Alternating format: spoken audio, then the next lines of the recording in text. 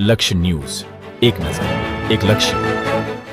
ડભોઈ નગરપાલિકા દ્વારા કંસારા બજાર વિસ્તારમાં આવેલા બિસ્માર રોડનું કામ શરૂ કરવામાં આવ્યું છે.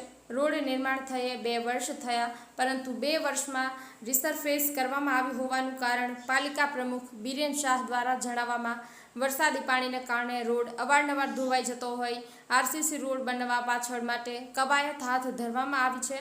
હાલ ચોમાસામાં રાહદારીઓ અને લોક માગણીને ધ્યાનમાં રાખી રોડને પુનઃ રિસરફેસ કરવામાં આવ્યો હોવાની માહિતી પ્રમુખ દ્વારા અપાઈ હતી. વિકાસમાં કોઈ વિવાદ નહીં તેના સૂત્ર સાથે ડભોઈ નગરપાલિકા સાથે ભાજપને બોડી અને પ્રમુખ બિરેન શાહનું માનવું છે. હાલ કોંગ્રેસ પક્ષ દ્વારા ચૂંટણી નજીક આવતા વોર્ડ નંબર 8માં રોડમાં ભ્રષ્ટાચાર થયાના આક્ષેપ લગાવ્યા અને આવેદનપત્ર આપ્યું છે, જેને લઈને પ્રમુખ બિરેન શાહ દ્વારા ખુલાસો આપવામાં આવ્યો હતો અને જણાવ્યું હતું કે રોડના કોન્ટ્રાક્ટરને અગાઉ નોટિસ આપી ગઈ છે. બાદમાં કોંગ્રેસ સામે આવે છે, જ્યારે નગરના વડોદરી ભાગોળી સુધી ટાવર સુધીનો રોડ પણ અતિ બિસ્માર થઈ ગયો છે તેવી બૂમો ઉઠી રહી છે, પરંતુ તે રોડ વરસાદી પાણીને કારણે ધોવાણ થાય છે. 2 વાર અગાઉ નગરપાલિકાએ રોડ રિપેર કરાવ્યો છે. કોન્ટ્રાક્ટરની બીજી વાર રોડ રિપેર કરવાના 1 પણ રૂપિયા આપ્યા નથી તેવું જણાવી પુનઃ રીસરફેસ કરવામાં આવી રહ્યો છે. કારોબારી બેઠકમાં રોડને આરસીસી બનાવવા માટે પણ નિર્ણય લેવાયો છે. ચોમાસા બાદ તે કામગીરી પણ હાથ ધરાશે. હાલ કોઈને અવરજવરમાં તકલીફ ન પડે તે માટે રોડને રીસરફેસ કરવા કવાયત હાથ ધરવામાં આવી છે. નિરંજન ચૌહાણ, ડભોઈ.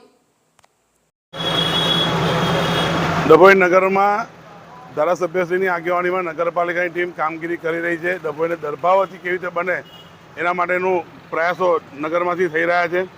એ સમયે કુંભકર્ણની નીતિમાંથી ઉઠેલી કોંગ્રેસ જે ચૂંટણી નજીક આવી રહી છે એટલે ખોટા આક્ષેપો કરવાની ટેવ પડી રહી છે એમને. જેવા કે વોર્ડ નંબર 8માં જે રોડના કામ ચાલે છે એને ઓલરેડી નોટિસ આપી દીધી છે, છતાં પણ આવેદનપત્ર આપીને ખાઈ ધતિંગ કરવા ઊભા થયા હતા. સાથે સાથે વડોદરી ભાગોથી ટાવરને જતો રોડ જે ડામરનો રોડ થયો હતો 2024માં, જે રીસર્ફેસિંગની ગ્રાન્ટમાંથી થયો હતો અને એ રીસર્ફેસિંગ ગ્રાન્ટમાં રોડ ખરાબ થઈ જતા, પાણીનું વેન વધારે હોય ખરાબ થઈ જતા એના એ જ કોન્ટ્રાક્ટર પાસે એ જ વોરંટી પિરિયડમાં કામ ફરી કરાવ્યું હતું, જેનું પેમેન્ટ ચૂકવવાનું આવ્યું નથી. એટલે ટૂંકમાં વોરંટીની અંદર જ એનું કામ પૂર્ણ કરાયું હતું. પણ હવે આ મહિનો પતે, ચોમાસું પતે એટલે તાત્કાલિક એને આરસીસી રોડ બનાવવાનું મંજૂર કર્યું છે, જે રીસર્ફેસિંગની ગ્રાન્ટમાંથી પૂરું કરવામાં આવશે. ટૂંકમાં ડભોઈ નગરની જનતાને એવું કહેવા માગું છું કે વિકાસમાં વિવાદ નહીંના સૂત્ર સાથે ડભોઈ નગરપાલિકા સારી રીતે અને ધારાસભ્યશ્રીની આગેવાનીમાં સૂઝબૂઝથી કામગીરી કરી રહી છે. ખાલી કોંગ્રેસના સભ્યો ચૂંટણી આવતા સફાળા જાગી ગયા છે, જે એમને જોવાનું રહ્યું.